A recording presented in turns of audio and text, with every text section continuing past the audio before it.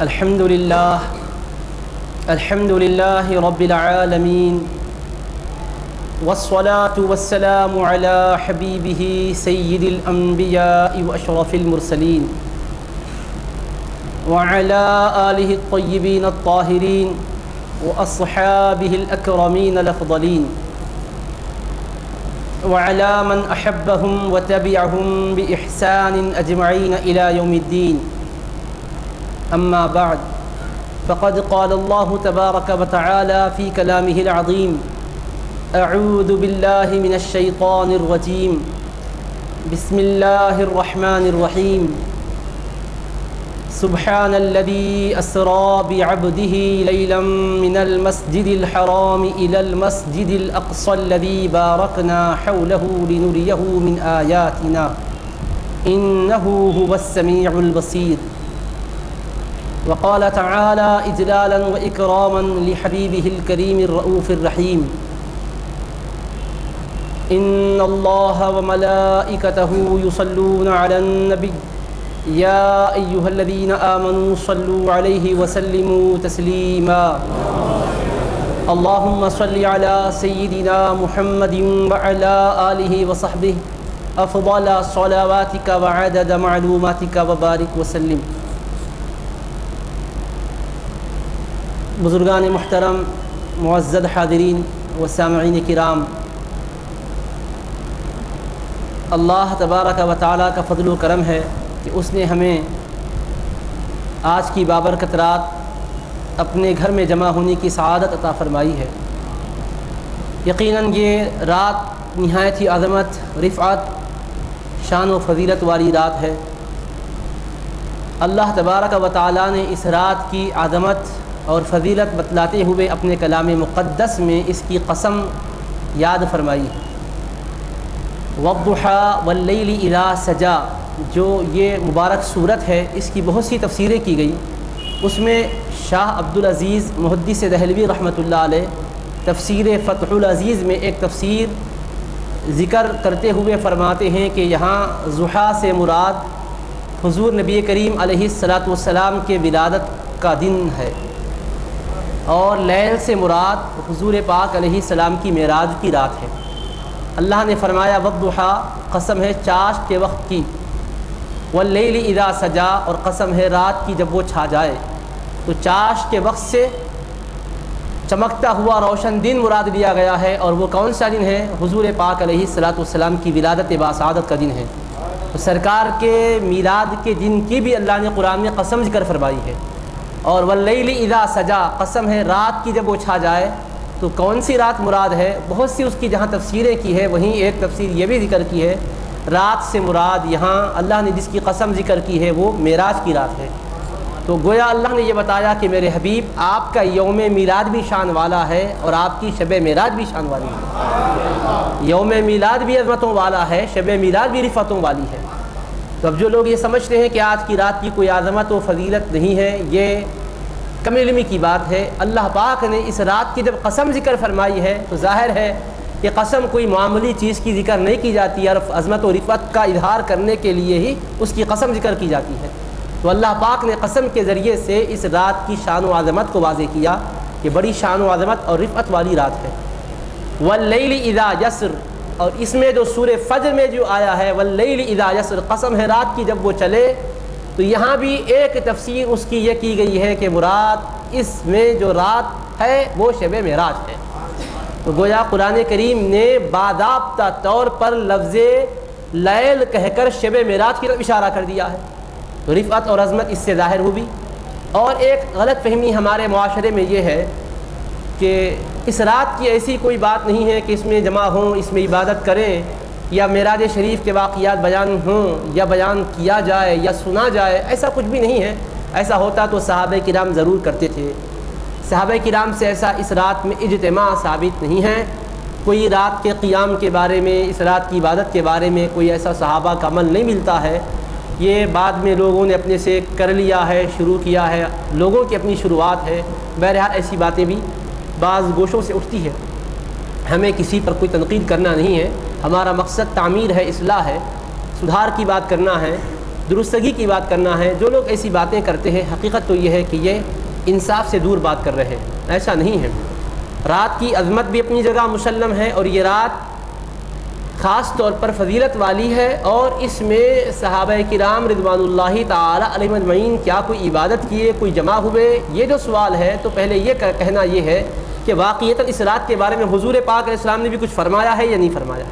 ہم بحیثیت مسلمان کے قرآن و سنت کے پابند، قرآن نے اس کی عظمت کا اشارہ کیا، واللیل اذا سجا، قسم ہے رات کی جب وہ چھا جائے، شب معراج کی عظمت کا اشارہ دیا، ایک بات۔ اور حدیث مبارک میں حضور پاک علیہ السلام نے خود فرمایا، اور حدیث مبارک کہاں ہے؟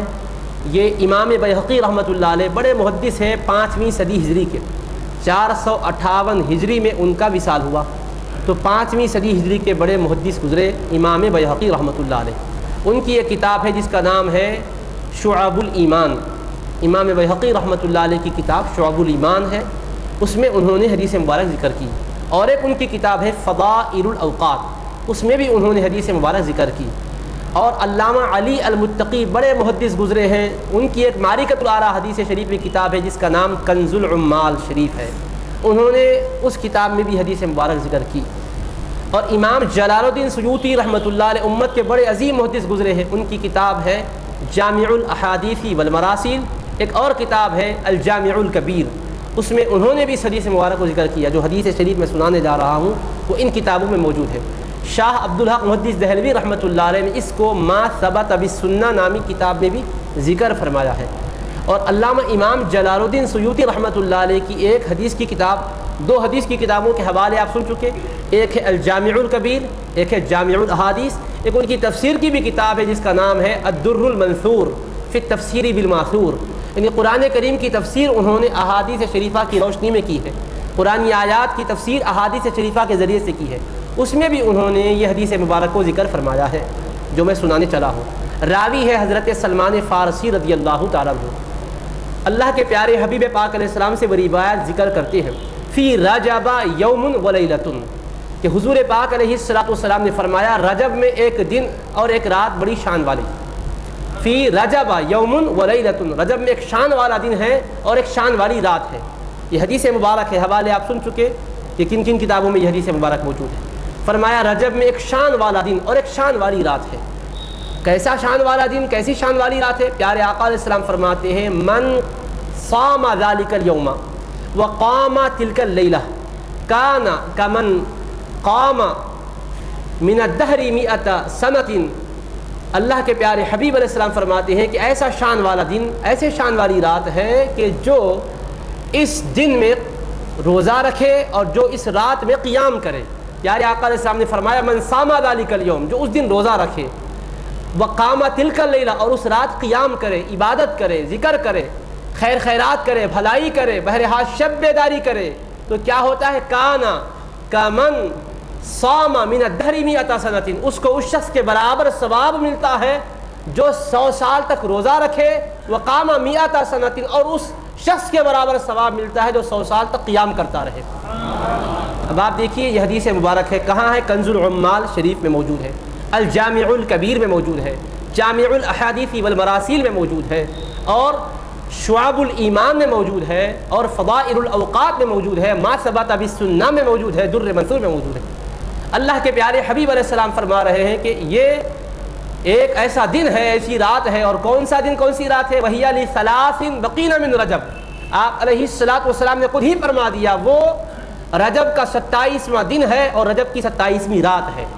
ثلاثین بقین، رجب کے 3 دن جب باقی رہ جاتے ہیں تو وہ دن آتا ہے۔ ظاہر ہے کہ اسلامی اعتبار سے مہینہ زیادہ سے زیادہ 30 دن کا ہوتا ہے اور کم سے کم 29 دن کا ہوتا ہے، تو اب زیادہ کی مقدار کے حساب سے 3 کو نکالو تو 27ویں تاریخ دن بھی شان والا ہے اور 27ویں رات بھی شان والی ہے۔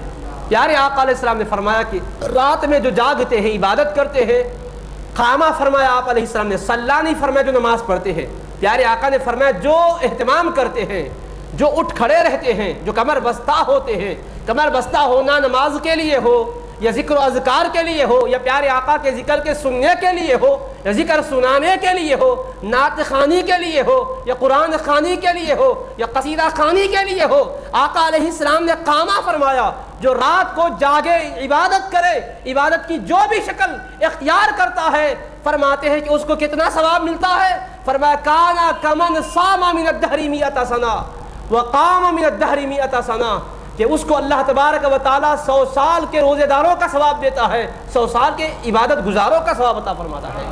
تو آپ حدیث پاک میں جب یہ سن رہے ہیں کہ اللہ کے حبیب نے رات کی بھی شان بتائی، جن کی بھی شان بتائی، اب وہ جو سمجھتے ہیں کہ آج کی رات میں ایسی کون سی بات ہے کہ جاگے، ذکر کریں اور روزے کا اہتمام کریں آنے والی تاریخ میں، تو سنیے صحابہ کیے تھے، کہاں کیے تھے۔ تو اب آپ دیکھیے حدیث پاک میں حضور پاک علیہ السلام نے فرمایا کہ رات میں جاگنے کا ثواب 100 سال تک جاگنے کے برابر، دن میں روزہ رکھنے کا ثواب 100 سال تک روزہ رکھنے کے برابر۔ تو آپ دیکھیے اتنی فضیلت سرکار نے بیان فرمائی، اور پیارے آقا فضیلت بیان کرنے کے بعد صحابہ کا کیا طریقہ کار ہونا چاہیے تھا؟ بولیے، ایک مسلمان کی حیثیت سے جواب چاہیے۔ ایک مسلمان اللہ اس کے رسول کو ماننے والا کیا کہے گا؟ وہ یہی کہے گا کہ صحابہ وہ ہیں کہ جو سب سے بڑھ کر قرآن و سنت پر عمل کرنے والے ہیں۔ سرکار نے فرمایا تو صحابہ اس کے خلاف نہیں جا سکتے۔ اللہ کے حبیب کے صحابہ تو سنت پر عمل کرنے میں اس قدر جذبات کا مظاہرہ کرتے تھے، اس قدر جذبات کا مظاہرہ کرتے تھے کہ ایک مرتبہ اللہ کے پیارے حبیب علیہ الصلوۃ والسلام کی طرف سے منادی ندا کرتا ہے کہ اپنے دین کی سربلندی کے لیے، سر کٹانے کے لیے نکل پڑو۔ اللہ کے حبیب نے تمہیں یاد فرمایا ہے۔ منادی کی آواز جب کانوں میں گونجتی ہے تو سارے لوگ اللہ کے حبیب پاک علیہ السلام کے منادی کی ندا پر لبیک کہتے ہوئے گھروں سے نکل پڑتے ہیں۔ ایک جوان صحابی جن کی شادی ہوئی تھی، پہلی شب تھی، وہ اپنے اہلیہ محترمہ کے پاس تھے، انہوں نے اسی وقت جب ندا سنی، منادی کی ندا آئی، سرکار کی آواز کان میں نہیں آئی، ایک منادی آقا کی طرف سے حوالہ دے کر ندا کیا کہ آقا نے یاد فرمایا ہے۔ اور کس کے لیے یاد فرمایا ہے؟ اپنے دین کے لیے جان کا نذرانہ پیش کرنے کے سلسلے میں یاد فرمایا ہے۔ تو اسی وقت ہم اہلیہ سے کہا اب آخری یہی ملاقات ہے، میں فوراً چلتا ہوں، وہاں سے نکل پڑے۔ اس کے بعد احد کے معرکے میں پہنچے، معرکہ احد بپا ہوا، اللہ کے حبیب پاک علیہ السلام کے 70 صحابہ اس میں شہید ہوئے، جانوں کا نذرانہ پیش کیے۔ شہداء کرام کی نعشوں کو جب پیارے آقا علیہ السلام کی خدمت میں پیش کیا گیا، ایک صحابی کا ذکر ہوا کہ حضور ہم نے ان صحابی کو دیکھا، تلوار چلاتے ہوئے دیکھا، معرکے میں آگے بڑھتے ہوئے دیکھا، حتیٰ کہ شہید ہوتے ہوئے بھی دیکھا، ان کی نعش نظر نہیں آ رہی ہے۔ رحمت للعالمین صلی اللہ علیہ وسلم فرماتے کہ ہاں دیکھو اللہ تبارک و تعالیٰ کے فرشتے انہیں غسل دے کر لا رہے ہیں۔ صحابہ کرام رضوان اللہ تعالیٰ علیہم اجمعین کو خوشخبری دی کہ حبیب پاک علیہ السلام فرماتے ہیں کہ فرشتوں نے انہیں غسل دیا ہے، یہ غسیل ملائکہ ہے، حنظلہ رضی اللہ تعالیٰ عنہ کا نام ہے۔ غسل کیوں دیا گیا؟ تحقیق کی گئی تو ان کی اہلیہ نے بیان کیا کہ چونکہ نہانے کی حاجت تھی، غسل کے لیے پانی تیار تھا، مگر کان میں جب آواز آئی منادی کی کہ سرکار کا حکم یہ ہے کہ نکل پڑو میدان میں اپنی جانوں کا نذرانہ دینے کے لیے، سر پر کفن باندھ کے نکل پڑو، تو اب آپ سوچے کہ نہاؤں گا تو تاخیر ہوگی، آقا کے حکم کے پہنچنے کے بعد تاخیر کی گنجائش کیا ہے؟ نکل پڑے، اسی حالت میں شہید ہو گئے۔ رب کریم نے فرمایا اے میرے مقدس فرشتوں، میرے حبیب کے اس صحابی کی عظمت شان کا اظہار کرنا چاہتا ہوں، تم جنت کے پانی سے ان کو نہلاؤ اور غسل دو۔ تو آپ دیکھیے صحابہ کا مزاج کہ ایک منادی نے سرکار کے حوالے سے ندا دی، اسی وقت نکل پڑے، نہانے کی اتنی تاخیر گوارا نہ کرے۔ یہ صحابہ کا مزاج ہے، جماعت صحابہ کا یہ ذہن ہے، اتباع سنت میں یہ جذبہ، یہ بلبلہ ہے۔ اب یہاں حضور پاک علیہ السلام فرما رہے ہیں کہ رات رجب کی 27ویں اور رجب کا 27واں دن بڑی عظمت و شان والے ہیں دونوں بھی۔ قیام کرنے والے کے لیے 100 سال کا ثواب، روزہ رکھنے والوں کے لیے 100 سال کا ثواب۔ تو اب صحابہ کا طریقہ کیا رہا ہوگا؟ ایک مومن کا جواب یہی ہوگا، صحابہ نے کبھی اس رات کو غفلت میں نہیں گزارا، کبھی اس دن سے صحابہ کرام نے بے توجہی نہیں کی، رات میں عبادت بھی کرتے تھے، دن میں روزہ بھی رکھتے تھے، ایسا ہوا ہی نہیں۔ ایک مومن ضرور یہ کہے گا کوئی صحابی کی زندگی میں بھی کوئی ایسا دن نہیں آیا رجب کی 27ویں تاریخ کے حوالے سے کہ جس میں انہوں نے اہتمام نہ کیا ہو۔ ہر مومن کے دل کی یہی پکار ہوتی ہے، کیوں؟ صحابہ کا مزاج یہی ہے۔ سرکار نے جب فضیلت بیان کی ہے تو صحابہ فضیلت کے حصول میں آگے بڑھنے والے ہیں، صحابہ کرام خیر کے کاموں میں دلچسپی کا مظاہرہ کرنے والے ہیں۔ تو صحابہ کرام کا طریقہ تھا یا نہیں تھا؟ عقل کے گھوڑے دوڑانے کے بجائے حقیقت پسندی سے جائزہ لیں گے تو ہر مومن یہی کہے گا بے شک صحابہ جاگتے بھی تھے، عبادت کرتے بھی تھے، پیارے آقا کا ذکر کرتے بھی تھے، ذکر کر کے لوگوں کو اللہ کے حبیب کی عظمتوں سے واقف کراتے بھی تھے۔ اب یہ بدعتی طریقہ نہیں ہوا، کہیں ہوتا ہو یا کہیں نہیں ہوتا ہو، مگر اتنی بات تو ہے کہ صحابہ ضرور کرتے تھے۔ کس بنیاد پر آپ کہہ رہے ہیں؟ آپ کے سامنے دلیل کیا ہے؟ یہ حدیث مبارک ہے جس کو آپ سن چکے. اللہ کے حبیب نے فضیلت بیان کی، صحابہ کرام ضرور کرتے تھے. مزید اور کوئی روایت کرتے تھے سو ملنا ضروری آپ کو ہے؟ کوئی ضروری نہیں ہے، بس اتنا ثابت ہے کہ سرکار نے جب فضیلت عمل کی بتائی تو صحابہ ضرور عمل کرتے ہی تھے. اگر نہیں کرتے تھے تو سرکار کا یہ فرمان کس کے لیے تھا؟ بولیے. اللہ کے حبیب کس کو فرمائے؟ صحابہ کے مجمع میں تو فرمائے. روایت کرنے والے سلمان فارسی رضی اللہ عنہ صحابی روایت کر رہے ہیں، تو صحابہ ایسا تو نہیں تھا کہ ایک بات کو سنے اور عمل نہیں کرے، آپ سامنے والے کو پہنچا دیے.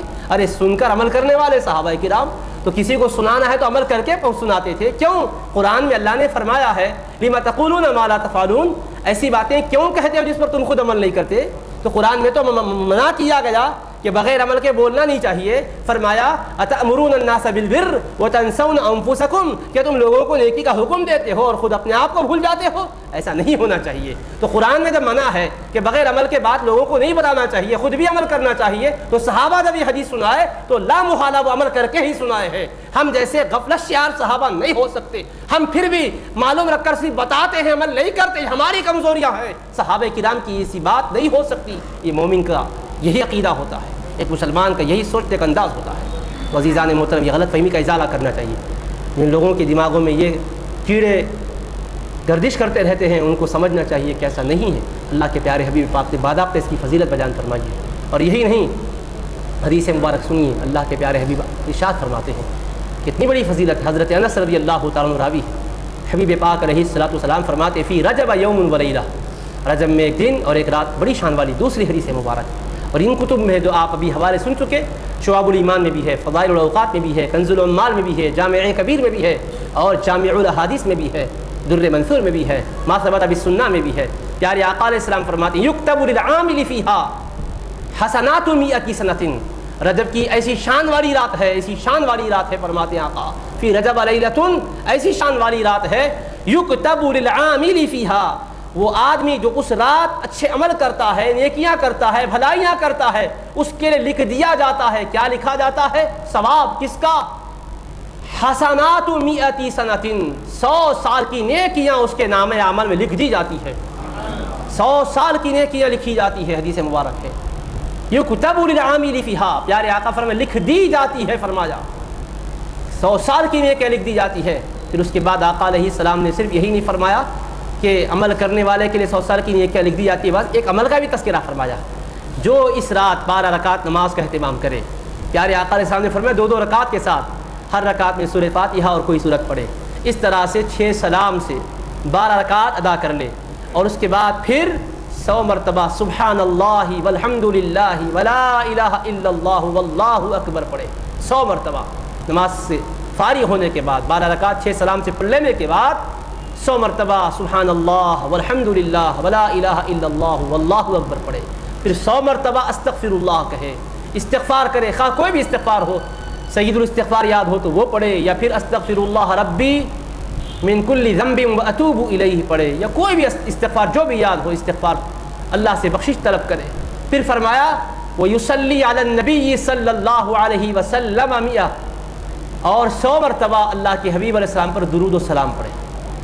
12 رکعت کے بعد 100 مرتبہ سبحان اللہ والحمد للہ ولا الہ الا اللہ واللہ اکبر پڑھے، 100 مرتبہ استغفر اللہ پڑھے، 100 مرتبہ درود شریف پڑھے. پھر اس کے بعد وَيَدْعُو لِنَفْسِهِ مَا شَاءَ مِنْ أَمْرِ دُنْيَاهُ وَآخِرَتِهِ. اب اس کے بعد ہاتھ اٹھا کر اپنے مولا سے دعا کرے، جو چاہے دعا کرے، اپنے حق میں دنیا کی بہتری کے لیے دعا کرے، آخرت کی کامیابی کے لیے دعا کرے. پیارے آقا نے فرمایا جو چاہے دعا کرے. اس کے بعد پھر صبح روزہ بھی رکھے تو کیا ہوتا ہے؟ اللہ تبارک و تعالیٰ کا کرم یہ ہوتا ہے یستجیب دعاءہ کلہ، اللہ تبارک و تعالیٰ اپنے لطف و کرم سے اس کی ہر دعا قبول فرما لیتا ہے. کوئی اس کی دعا کو اللہ رد نہیں فرماتا، کوئی اس کی دعا کو رد نہیں فرماتا الا ان یدعو فی معصیۃ. ہاں البتہ اگر کسی گناہ کے کام میں وہ دعا کرتا ہے، مثلا سودی کاروبار میں ہے، اللہ اس میں ترقی دے دے، یہ دعا قبول نہیں ہوگی. کیوں؟ کام گناہ کا ہے، اس کے لیے دعا نہیں مانگی جا سکتی. کسی کے ساتھ زیادتی کر رہا ہے تو ظاہر ہے کہ اس سلسلے میں وہ کامیابی حاصل نہیں کر سکتا. ناجائز تعلقات قائم کرنے کی فکر ہے، کہتا ہے کہ میرا تعلق قائم ہو جائے، فلاں سے میری ملاقات ہو جائے، یہ دعا قبول نہیں ہوتی الا ان یدعو فی معصیہ. معصیت یا گناہ کے کام میں اگر کہتا ہے، یا کوئی رشتہ دار اس سے تعلق رکھتے ہیں، دعا یہ کرتا ہے کہ بھئی وہ مجھ سے ملاقات نہ کریں، میرے پاس نہ آئیں، تعلق منقطع ہو جائے، ایسے گناہ کی دعا قبول نہیں ہوتی۔ خیر کے لیے، بھلائی کے لیے، دین و دنیا کی جو دعا کرتا ہے اللہ پاک قبول فرما لیتا ہے۔ سرکار دو عالم السلام نے بشارت دی ہے، تو بولیے سرکار فرما رہے ہیں اس رات 12 رکعت نماز پڑھنے کی یہ فضیلت ہے، تو بولیے صحابہ کرام کیا؟ صحابہ کرام تو عمل کرنے والوں کا نام ہے نا۔ صحابہ کرام کی جماعت تقوی والی جماعت، زہد والی جماعت، عبادت کرنے والی جماعت، تو یقیناً وہ عابدوں کی جماعت، وہ ذاکروں کی جماعت بے شک عمل کرتی، عبادت کرتی، ذکر کرتی۔ تو اس رات کی اہمیت سرے سے نہیں ہے کہنا، جہالت پر مبنی ہے۔ احادیث شریفہ کے مطالعے سے یہ حقیقت واضح ہوتی ہے کہ رات کی شب معراج کے واقعے کے علاوہ، واقعات معراج کے علاوہ حضور علیہ السلام نے اس کی فضیلت بھی بیان کی ہے۔ معراج کا واقعہ ہوا برحق ہے، اعلیٰ بازی سرکار نے فضیلت بھی بیان کی ہے، اور فضیلت کا سبب کیا ہے؟ رات میں ایسی کون سی بات ہے اس کی نیکی 100 سال کے نیکیوں کے برابر ہوئی، اور اس کے بعد کے دن میں روزہ 100 سال کے روزوں کے برابر ثواب میں ہوا؟ اس میں کیا بات ہے؟ کیا اس کے اندر گھنٹوں میں کوئی فرق ہوتا ہے، یا سورج کے طلوع ہونے میں کوئی خاص کشش ہوتی ہے؟ سورج کے طلوع ہونے میں وہی کیفیت ہے، غروب ہونے میں وہی کیفیت ہے۔ صرف بات یہ ہے کہ رات کو نسبت ہے مصطفیٰ کی معراج سے، تو معراج مصطفیٰ کی نسبت سے رات بھی بے مثال ہو گئی، دن بھی بے مثال ہو گیا۔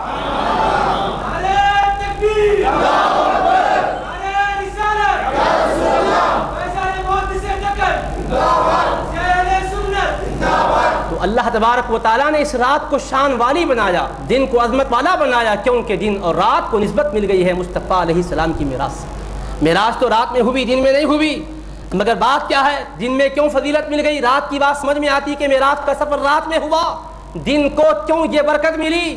فرمایا دن میں تو نہیں ہوا، مگر دن کس سے ملا؟ رات سے ملا۔ رات میں مصطفیٰ رب سے ملے، مصطفیٰ رب سے ملے رات میں، اور دن رات سے ملا ہوا ہے، تو پتا چلا کہ جس کو نسبت ملی ہے وہی شان والی نہیں ہے، نسبت والے سے جس کو نسبت مل گئی وہ بھی شان والا ہو جاتا ہے، نسبت والے سے جس کی نسبت ہے وہ بھی شان والا ہو جاتا ہے۔ رات تو اس اعتبار سے شان والی ہے کہ معراج کا سفر رات میں ہوا، دن میں کیا ہوا؟ تو یہی کہا جائے گا کہ 27ویں شب میں ہوا، 27ویں تاریخ ہے، دن بھی اسی سے تعلق رکھتا ہے۔ تو دن اور رات کے اس تعلق کو بتایا کہ اس کا تعلق ذات مصطفیٰ کے اس سفر کے حوالے سے ہے، لہذا شان اور عظمت کو اللہ پاک نے اجاگر کر دیا، ظاہر فرما دیا، زبان مقدس سے حبیب کی کہلوایا میرے محبوب فضیلت بیان کر دیجئے۔ رات اس سے پہلے والی بھی رات ہے، بعد والی بھی رات ہے، اس سے پہلے والا دن ہے، بعد والا بھی دن ہے، مگر یہ دن بھی بڑی شان والا ہے۔ اسی وجہ سے سرکار نے فرمایا رجب شہر اللہ، لوگوں رجب اللہ کا مہینہ ہے، فرمایا باقی مہینے کس کے ہیں؟ سال کے 12 مہینے اللہ ہی کے، اللہ ہی نے تو پیدا کیے ہیں، مگر اس کو خصوصی طور پہ فرمایا رجب شہر اللہ، رجب اللہ کا مہینہ ہے۔ کیوں؟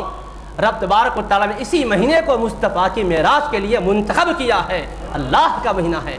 اس نسبت کے ساتھ اللہ کے حبیب پاک نے بیان فرمایا، تو بتایا میری نسبت تمہیں رب تبارک و تعالیٰ کی بارگاہ سے جوڑ دیتی ہے، میری بارگاہ سے تم متعلق ہوتے ہو تو بارگاہ خداوندی سے تمہارا رابطہ مضبوط ہو جاتا ہے، اس کو بھی اس میں واضح فرمایا۔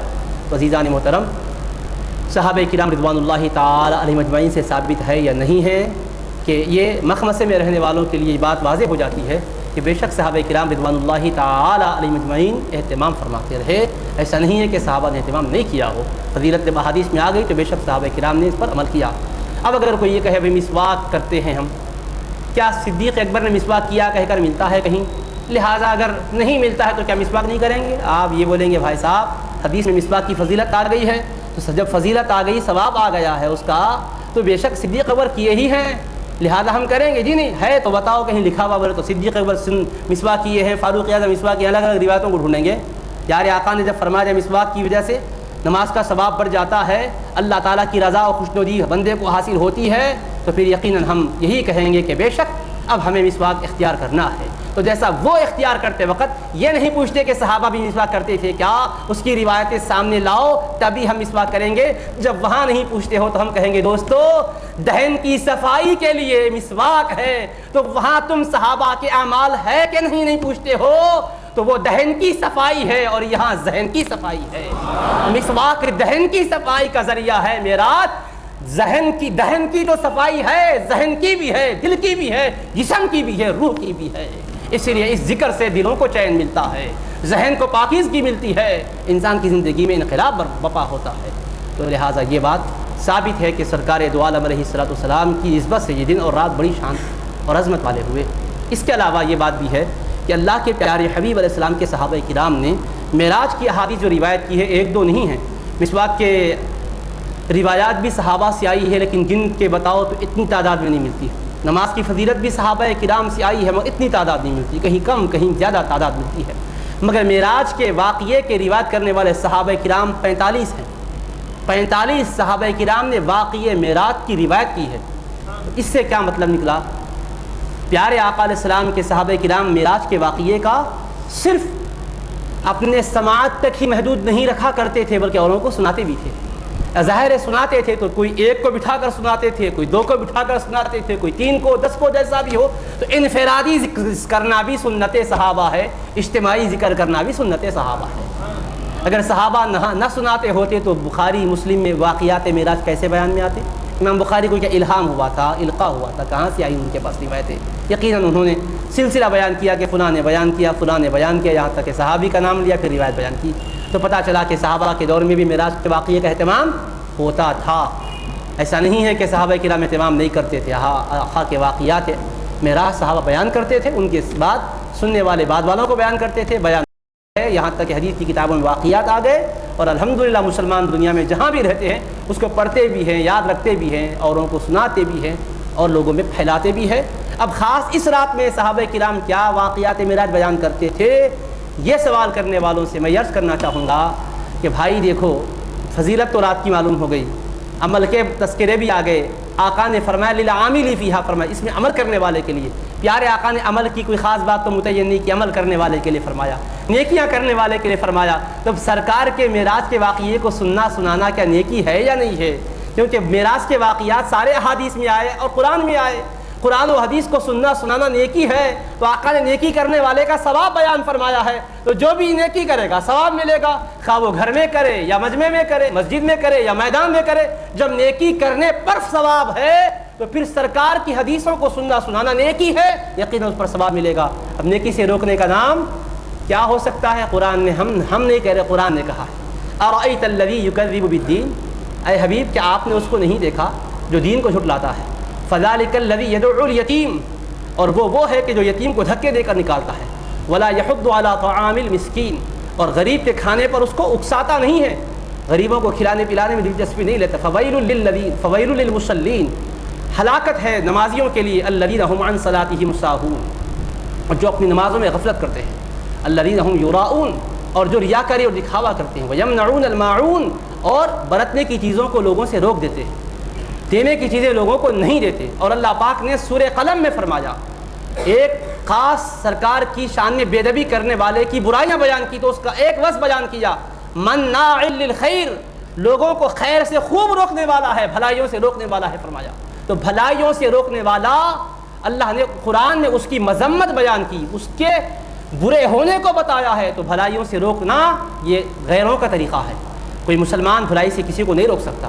خواہ کے لوگ مساجد بھی بند کرتے ہیں، کہتے ہیں کہ ایسی کوئی بات نہیں ہے، عشاء پڑھو اور چلے جاؤ گھر میں، ایسا نہیں ہے دوست، یہ فکر آج کل عام ہو رہی ہے، اور نوجوان جو ہمارے اسلامی تعلیمات سے بخوبی واقف نہیں ہیں، اسکولوں میں کالجوں میں پڑھ رہے ہیں اور مختلف صحبتوں میں مبتلا ہونے کی وجہ سے وہ متاثر ہوتے جا رہے ہیں، تو ہماری یہ ذمہ داری بھی بنتی ہے کہ جس طرح ہم اہتمام کرتے ہیں ان لوگوں کو جن کے ذہنوں میں غلط فہمیاں ہیں ان کی اصلاح کریں، ان کو بھی حقیقت کی طرف متوجہ کریں، یہ بھی ذمہ داری ہے، خیر کی بات پھیلانا بھی ہمارا کام ہے۔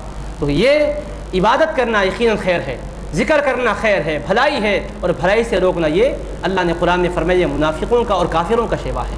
مسلمان وہ طریقہ اختیار نہیں کر سکتا جو غیروں کا طریقہ قرآن میں بتایا گیا ہے، لہذا بھلائی اور خیر کے کام سے روکنا نہیں چاہیے۔ قرآن میں تو آیا وَفْعَلُوا الْخَيْرَ لَعَلَّكُمْ تُفْلِحُونَ، خیر کے کام کرتے جاؤ تاکہ تمہیں کامیابی ملے فرمایا، تو ہر بھلائی کے کام کو کرنے کا حکم دیا۔ ایک ہی سوال ان سے کریں، کیا سرکار کے واقعات معراج پاک کے سننا سنانا خیر ہے یا نہیں ہے؟ جب خیر ہے تو بے شک خیر کا کرنے کا اللہ نے حکم دیا، وَفْعَلُوا الْخَيْرَ، اور اللہ نے یہ نہیں کہا کہ فلاں دن نہ کرنا، اللہ نے کہا خیر کرو، جب بھی خیر کریں گے ثواب ہی ثواب ہوگا، اور آج کی تو فضیلت احادیث میں آئی ہے، اس میں خیر کا کام کریں گے تو ثواب ہی نہیں ملے گا بلکہ 100 سال کا ثواب ملے گا۔ تو پھر ہم کیا کر رہے ہیں؟ ثواب کا کام کر رہے ہیں اور رات کی مناسبت سے ثواب کی شرح بڑھ جاتی ہے، ثواب کا درجہ بڑھ جاتا ہے، تو وہ کام کر رہے ہیں، تو لہٰذا بھلائی سے روکنا اچھا نہیں ہے۔ اگر تم کو دین کا جذبہ ہے، اسلام سے محبت ہے، تو پھر یہ بات نہ کرنا، اس طرح سے خیر کی بات لوگوں کو پہنچانا لوگوں تک بھی آپ کی ہماری ذمہ داری ہے۔ عزیزان محترم، یہ تمہیدی گفتگو میں نے اس لیے کی ہے کہ خواہ کے لوگ شکوک و شبہات میں مبتلا ہیں، روکتے ہیں دوسروں کو جانے سے، اور یہ سمجھ کر کہ ایسا نہیں ہے۔ جیسا کہ میں نے کہا بے شک موجود ہے، واقعات ثابت ہیں۔ اب رہ گیا مسئلہ کہ گھر میں کریں ذکر یا مسجد میں کریں۔ بھائی بھلائی کا کام ہے، جہاں بھی کریں گے تو خیر کا کام خیر ہی ہوگا نا۔ گھر میں اگر آپ کسی کلام پاک کی تلاوت کرے تو ثواب ہے، قرآن اگر یہاں پڑھے تو برائی ہو جاتی ہے۔ قرآن جب نیکی ہے تلاوت کرنا تو جہاں کریں گے ثواب ملے گا، مسجد میں کریں گے بھی تو ثواب ملے گا، گھر میں کریں گے بھی تو ثواب ملے گا۔ اب ہوتا کیا ہے، گھروں کے اندر آدمی اپنے طور پہ کرنے بیٹھے گا تو شیطان تو سر پر سوار رہتا ہے، تھوڑی دیر پڑھتے ہی پھر غفلت طاری کر دیتا، اس کے بعد آدمی ادھر ادھر مصروف ہو جاتا۔ ہمارے بزرگوں نے کہا کہ ٹھیک ہے، ایک مناسبت پیدا ہو جاتی ہے، ایک اجتماعی طور پہ لوگ جمع ہو جاتے ہیں، ہوگا کیا اس میں اتنی دیر میں کم سے کم ان لوگوں کو سوچنا چاہیے عشاء کے بعد سے جتنی دیر تک کہ ذکر میلاد پاک، ذکر معراج پاک سنتے سناتے بیٹھے ہیں، اتنی دیر میں کوئی گفتگو دوسری تو نہیں ہوتی۔ کوئی اور فائدہ نہ بھی ہو تو کم سے کم اتنا تو سوچو، خدا کے بندو جھوٹ سے تو بچ گیا، غیبت سے تو بچ گیا، لا یعنی گفتگو سے تو بچ گیا۔ یہ خود بھی ایک نیکی ہے کہ لوگ یوں بھی ایسے اپنے اوقات کو ضائع کرتے ہیں، ان کے وہ اوقات ادھر ادھر ضائع ہونے کے بجائے ذکر میں لگے ہیں تو گناہ سے بچنے کا بھی ثواب ہے، سننے سنانے کا بھی ثواب ہے، اور 100 سال کی نیکی اس کو مل رہی ہے۔ اتنے اجر و ثواب سے محروم ہونا یقیناً یہ بڑی محرومی کی بات ہوتی ہے۔ عزیزان محترم، اللہ تبارک و تعالیٰ نے ہمیں سعادتوں سے نوازا، ہم جمع ہیں، ورنہ اگر اللہ کی توفیق نہ ہوتی تو آپ ہم جمع نہیں ہو سکتے تھے۔ اس طرح سے ہمیں ہمیشہ اہتمام کرتے رہنا ہے، اپنی نسلوں کو بھی اس طرف متوجہ کرنا ہے، دعوت دینا چاہیے، بچوں میں شعور پیدا کرنا چاہیے۔ تو اللہ تبارک و تعالیٰ اپنے حبیب پاک کے معراج پاک کی شان اور عظمت کو اپنے کلام پاک میں مختلف انداز سے بیان کی ہے۔ سورہ بنی اسرائیل میں فرمایا سبحان الذی اسری بعبدہ لیلا من المسجد الحرام الی المسجد الاقصی، پاک ہے وہ قادر مطلق جس نے سیر کرائی اپنے بندے خاص کو مسجد حرام سے، رات کے مختصر حصے میں مسجد حرام سے مسجد اقصی کی جانب، جس کے ارد گرد ہم نے برکتیں رکھی ہے تاکہ ہم انہیں اپنی قدرت کی نشانیاں دکھلائیں۔ بے شک وہی سننے والا دیکھنے والا ہے۔ یہ معراج پاک کے بیان پر مشتمل قرآن کی آیت ہے۔ اس میں اللہ پاک نے سب سے پہلے سبحان کہا، پہلا کلمہ ہے، اخیر میں ہے بصیر، بصیر کے معنی دیکھنے والا، اللہ نگہبان ہے۔ تو پہلے کلمے کا پہلا حرف ہے سین، بصیر میں آخری حرف ہے را، سین اور را کو ملاؤ تو بنتا ہے سر، اور سر کے معنی عربی میں سر کا جو لفظ ہے اس کا اردو میں معنی ہوتا ہے راز۔ تو اللہ نے کیا بتایا، سبحان الذی اسری کی جو ترتیب رکھی ہے، پہلا حرف سین ہے، آخر کا حرف را ہے، آیت جو شروع ہوتی ہے جو ختم ہوتی ہے سین اور را پر، اس کو ملاؤ تو کیا بنتا ہے، سرن بنتا ہے۔ سرن کے معنی راز کے ہوتے ہیں، پوشیدہ بات کے ہوتے ہیں۔ تو رب نے معراج کے واقعے کے ضمن میں آیت میں ہی بتا دیا کہ معراج سراسر میرے اور میرے حبیب کے درمیان راز ہے، اور ہمارے حبیب کو ہم نے اپنے راز بتانے کے لیے اپنی بارگاہ میں یاد فرمایا ہے، اپنے دیدار سے مالا مال کرنے کے لیے ہمارے اپنے حبیب کو ہم نے بلایا ہے۔ تو اشارہ دے دیا سر کا کہ یہ رازوں میں ایک راز ہے، اسی لیے فرمایا فَأَوْحَىٰ إِلَىٰ عَبْدِهِ مَا أَوْحَىٰ، اللہ پاک نے وحی کی اپنے بندے کی طرف جو اس کو وحی کرنا منظور تھا۔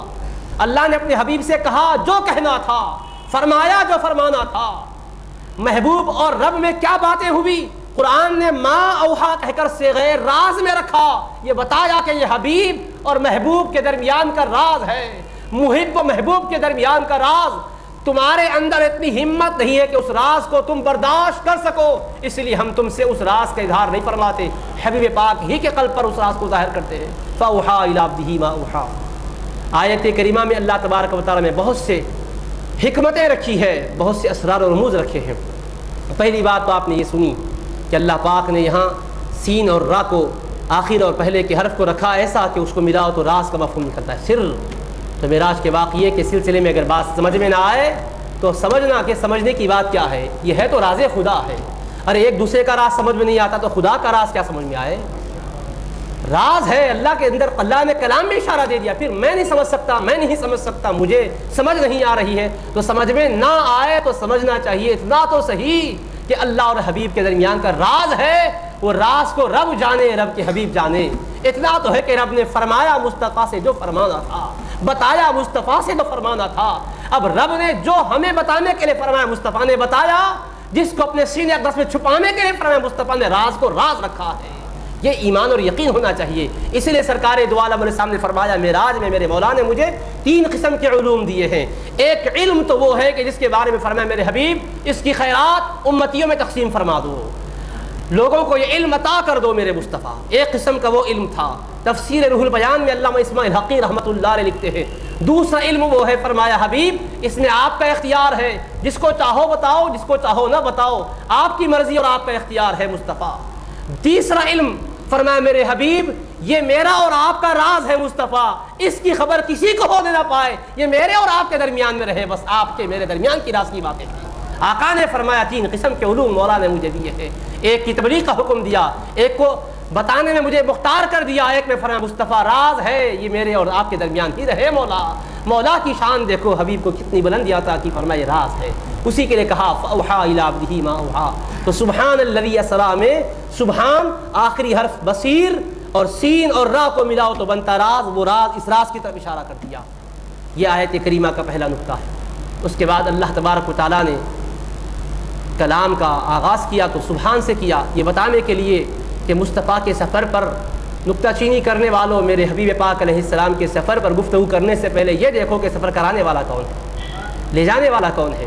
حضرت موسیٰ علیہ السلام کو بھی اللہ نے معراج عطا کی, طور پر بلا کر اپنے کلام سے مشرف کیا, لیکن وہاں کیا کہا وَلَمَّا جَاءَ مُوسَىٰ لِمِيقَاتِنَا, ہمارے میقات پر موسیٰ ہماری بارگاہ میں آئے. فرمایا طور پر کلام لینے کے لیے وہ آئے, کہا حبیب پاک کے لیے کیا فرمایا سبحان الذی اسری بعبدہ, پاک ہے وہ قادر مطلق جو سیر کرایا اپنے بندے خاص کو. فرمایا وہاں آئے کہا, یا یہ نہیں کہا کہ العبد الذی اتا الینا جاء الینا, وہ بندہ ہمارا عبدنا جاء الینا ولما جاء المصطفیٰ الینا, جب مصطفیٰ ہماری بارگاہ میں آئے ہم نے اپنا کلام دیا, ہم نے دیدار عطا کیا, جب آئے تو دیدار کرایا نہیں کہا, ہم نے اپنے مصطفیٰ کو سیر کرائی کہا. تو بتایا کہ لوگوں حبیب پاک علیہ السلام سے ہمارا قرب ایسا ہے کہ یہ ایسا نہیں کہ عرش کی بلندیوں پر ہی ہم نے قرب سے نوازا ہے. مصطفیٰ کا سفر شروع ہوا تو بھی ہم ساتھ ہیں, جہاں حبیب گزر رہے ہیں ہماری معیت ہے, رفاقت ہے. سیر کرنے والا اکیلا نہیں ہے, سیر کرانے والا ساتھ ہے. اسریٰ بعبدہ, پاک ہے وہ قادر مطلق جس نے سیر کرائی اپنے بندے خاص کو. یہ نہیں کہا کہ سیر کیا, فرمایا ہم نے سیر کرائی ہے, ہم نے کرائی اسی وقت کہہ سکتے ہیں کرانے والا کرنے والے کے ساتھ ہو. فرمایا مکہ مکرمہ سے ہمارا حبیب براق پر سوار ہو کر ملائکہ کے جھرمٹ میں نکلا ہے تو یہ نہ سمجھتا مصطفیٰ تنہا ہے, مکے سے نکل رہا ہے تو ہم ساتھ ہیں, جہاں جہاں سے مصطفیٰ گزر رہے ہم ساتھ ہیں, حتیٰ کہ عرش سے ماورا بھی آئے تو ساتھ ہے. ہر جگہ قربت ہے, ہر جگہ رحمت ہے, ہر جگہ عنایت ہے, ہر جگہ مہربانی ہے, ہر جگہ کرم نوازی ہے. کرم نوازی کی انتہا ہوتی ہے اس وقت جب عرش معلیٰ سے بلند ہوتے ہیں تو وہی رب جو ساتھ ساتھ ہے.